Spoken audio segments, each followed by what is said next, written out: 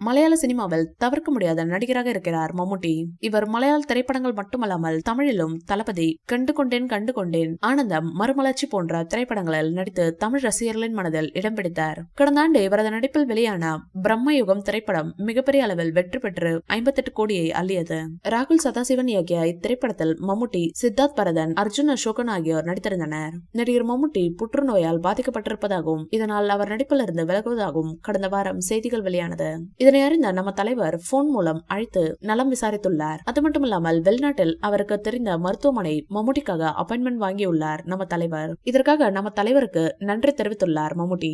மம்முட்டி தற்போது விடுமுறையில் இருக்கிறார் என்றும் ரமலான் நோன்பு கடைபிடித்து வருவதால் சினிமாவில் இருந்து சிறிய பிரேக் எடுத்திருப்பதாகவும் நோன்பு முடிந்த பிறகு மகேஷ் நாராயணன் இயக்கத்தில் மோகன்லால் நடிக்கும் படத்தின் படப்பிடிப்பில் பங்கேற்பார் என்றும் மம்முட்டி தரப்பிலிருந்து விளக்கம் கொடுக்கப்பட்டது.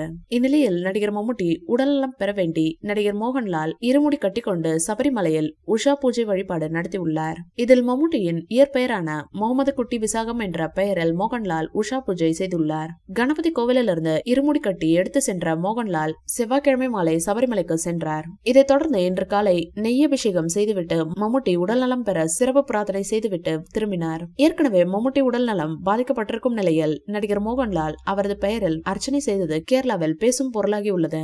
இந்த வீடியோ பிடிச்சிருந்தா லைக் பண்ணுங்க, ஷேர் பண்ணுங்க. மேலும் ரஜினி சார் பற்றிய தகவல்களுக்கு இந்த சேனலை சப்ஸ்கிரைப் பண்ணுங்க.